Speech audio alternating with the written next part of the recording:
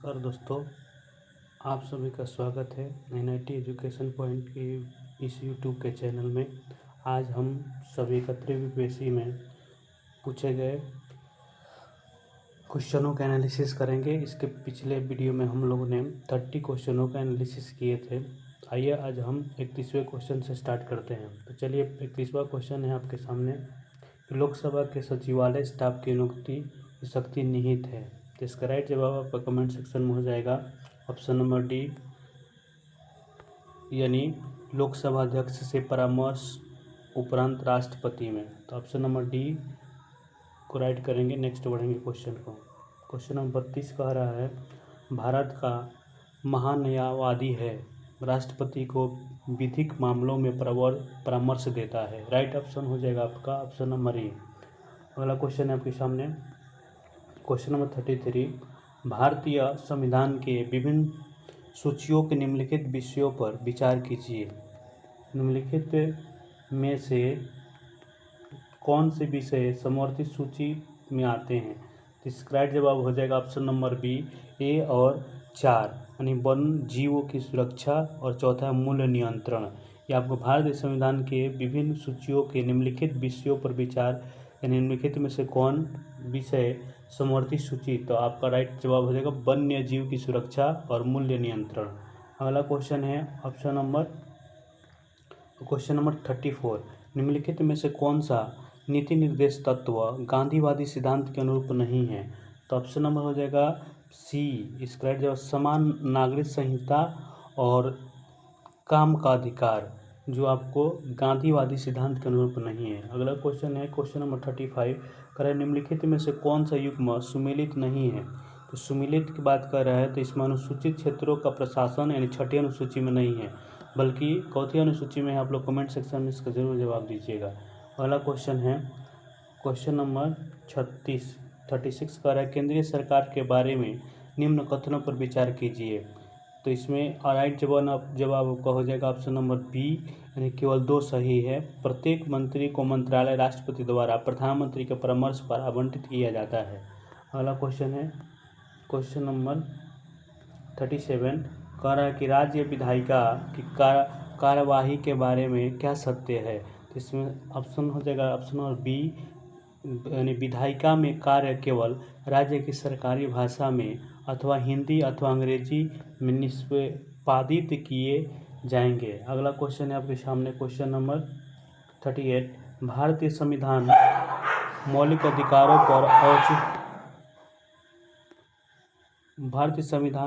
अधिकारों पर औचित्यपूर्ण प्रतिबंध का प्रावधान करता है, किंतु औचित्य ध्यान में रखना चाहिए कि इसमें राइट जवाब हो जाएगा ऑप्शन नंबर डी, यानी पहला सामान्य जन का हित संरक्षित हो। क्वेश्चन नंबर 39 का निम्नलिखित में से कौन वित्त आयोग के सदस्य के लिए आवश्यक अर्हताओं का निर्धारण करता है? तो ऑप्शन नंबर हो जाएगा सी, यानी संसद विधि द्वारा। अगला क्वेश्चन है आपके सामने, निम्नलिखित कथनों पर विचार कीजिए। क्वेश्चन नंबर 40 कह रहा है, निम्नलिखित कथनों पर विचार कीजिए। पहला कह रहा है, सदन को आहुति करने का अर्थ दीक्षांत है। स्थगन में से सत्रावसान होता है। विघटन सदन को समाप्त करता है। स्थगन सदन के नेता द्वारा अकेले किया जा सकता है। तो इसका राइट जवाब हो जाएगा ऑप्शन नंबर 4, यानी स्थगन जो होता है सदन के नेता द्वारा अकेले किया जा सकता है। अगला क्वेश्चन है क्वेश्चन नंबर 48, पंचायतों के वित्तीय स्थिति की समीक्षा के लिए कौन अधिकृत है? राज्यपाल द्वारा गठित वित्त आयोग जो पंचायतों का वित्तीय स्थिति की समीक्षा करता है, उसको राज्यपाल द्वारा गठित वित्त आयोग करता है। अगला क्वेश्चन है क्वेश्चन नंबर 42 कह रहा है कि सरकार द्वारा घोषित आत्मनिर्भर भारत योजना सहयोग करती है। तो इसका राइट जवाब हो जाएगा ऑप्शन नंबर ए और 2 दोनों, यानी ऑप्शन नंबर सी, भारत के निर्माण क्षमता वृद्धि तथा उद्योगों से निर्यात में और घरेलू उत्पाद में विदेशी निवेश को प्रोत्साहन करने में, यानी दोनों। इसका राइट जवाब आपका हो जाएगा। अगला क्वेश्चन है आपके सामने क्वेश्चन नंबर 43 कि पंचायती राज का मुख्य उद्देश्य है। इसमें हो जाएगा पंचायती राज का मुख्य जनता को विकास के प्रशासन में प्रतिभाग करने योग्य बनाना। अगला क्वेश्चन है क्वेश्चन नंबर 44। ज़्यादा से ज़्यादा क्वेश्चन एनालिसिस करने के लिए थोड़ा ऑप्शन के साथ हम लोग डायरेक्ट चलते हैं। निंदा प्रस्ताव के बारे में क्या सत्य है? यह अविश्वास प्रस्ताव से भिन्न है। यानी ऑप्शन नंबर ये हो जाएगा, निंदा प्रस्ताव के बारे में क्या सत्य है? तो यह अविश्वास जो होता है प्रस्ताव से भिन्न है। यानी प्रोटेक्शंस फंडामेंटल्स राइट्स की बात हो रहा है सर। अगला क्वेश्चन नंबर 45 कह रहा है 45 में कि मौलिक अधिकारों का संरक्षण, यानी निम्नलिखित में से कौन सा विषय उच्च न्यायालय और सर्वोच्च न्यायालय दोनों के अधिकार क्षेत्र में आता है? इसमें हो जाएगा मौलिक अधिकार का संरक्षण, प्रोटेक्शंस फंडामेंटल्स राइट्स हो जाएगा। अगला क्वेश्चन है आपका क्वेश्चन नंबर 46। कांग्रेस में किस भारतीय नेता ने प्रथम बार उदारवादियों पर संरक्षित वाल्व सिद्धांत का प्रयोग करने का आक्षेप लगाया था? बहुत इंपॉर्टेंट क्वेश्चन है, बार बार पीपीएससी का क्वेश्चन पूछा जाने वाला कि वाल्व सिद्धांत का जिसका नाम है लाला लाजपत राय, जिन्होंने वाल्व सिद्धांत का प्रयोग किया था। अगला क्वेश्चन है क्वेश्चन नंबर 47 कि दिल्ली में उसके राजकीय प्रवेश के अवसर पर किस वर्ष राय पर एक बम फेंका गया था? लॉर्ड हार्डिंज जो था उस पर बम फेंका गया था। अगला क्वेश्चन है क्वेश्चन नंबर 48 कि 1911 में कैलिफोर्निया विश्वविद्यालय में भारतीय दर्शन शास्त्र के प्रोफेसर बनने का किसे अवसर मिला? तो इसमें हो जाएगा हरदयाल को, यानी हरदयाल जी को 1911 में कैलिफोर्निया विश्वविद्यालय में भारतीय दर्शन शास्त्र के प्रोफेसर बनने का अवसर मिला। अगला क्वेश्चन हो जाएगा क्वेश्चन नंबर 49 कि एमओ कॉलेज अलीगढ़ के प्रधानाचार्य का नाम बताइए जिसने 19वीं सदी के अंतिम दशकों में मुस्लिम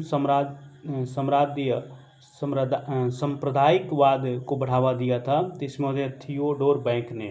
अगला क्वेश्चन है द यंग इंडिया एक राष्ट्रीय पत्र को प्रारंभ किया था? तो Mahatma Gandhi. The young India एक पत्रिका थी, जब साप्ताहिक पत्रिका थी। द यंग इंडिया पुस्तक था जिसको लिखा था किसने, ये आपको कमेंट सेक्शन में बताना है।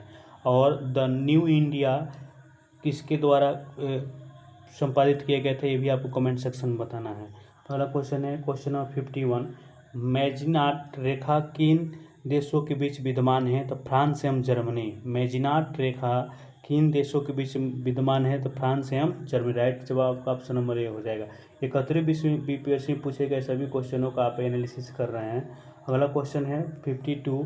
होर्मुजुल जल डमरू मध्य जोड़ता है? तो पर्सिया की खाड़ी से ओस्मान की खाड़ी से। आपको बताना है कमेंट सेक्शन में कि लाल सागर से हिंद महासागर किस जल डमरू मध्य को जोड़ता है। अगला क्वेश्चन है आपके साथ, ग्राउंड जीरो कहाँ है? तो ग्राउंड जीरो है न्यूयॉर्क में। आपको ये बताना है कि इंदिरा पॉइंट कहाँ है, आपको कमेंट सेक्शन में ज़रूर बताना है। अगला क्वेश्चन है क्वेश्चन नंबर 54। निम्नलिखित में से कौन सा स्थल डमरू मध्य है जो डेविल्स नेक के नाम से जाना जाता है? तो इसमें से कास्टल डमरू मध्य जो आपको स्थल डमरू मध्य के डेविस के नेक के नाम से जाना जाता है। अगला क्वेश्चन है लडंग संदर्भित करता है स्थानांतरित कृषि को। और आपको बताना है कमेंट सेक्शन शुष्क कृषि क्या होती है। दुनिया का सबसे बड़ा 56 नंबर क्वेश्चन कर रहा है कि दुनिया का सबसे बड़ा नदी द्वीप कौन सा है? तो माजुली द्वीप है। अगला क्वेश्चन है 57 नंबर क्वेश्चन, भारत का सबसे बड़ा द्वितीय नदी बेसिन है? तो गोदावरी नदी बेसिन है। अगला क्वेश्चन है 58 नंबर क्वेश्चन, निम्नलिखित में से कौन सा अलकनंदा और भागीरथी के संगम का स्थल है? तो इसका हो जाए देवप्रयाग। अगला क्वेश्चन 59 नंबर क्वेश्चन है कि भारतीय क्षेत्र में दो ज्वालामुखी द्वीप हैं, तो नारकोडरम एवं बेरन। ऑप्शन नंबर डी आपका राइट जवाब है। क्वेश्चन नंबर 60 नंबर क्वेश्चन कर रहा है कि मेरठ में किस आइटम की शिल्पकला को GI टैग मिला है? इसमें से कैंची। और आपको कमेंट सेक्शन में बताना है कि भारत के किस मखाना जो जियो टैग मिला है वो किस जिला में सर्वाधिक पाया जाता है बिहार के, आपको कमेंट सेक्शन में बताना है। Thank you. अगले वीडियो में हम लोग फिर मिलते हैं।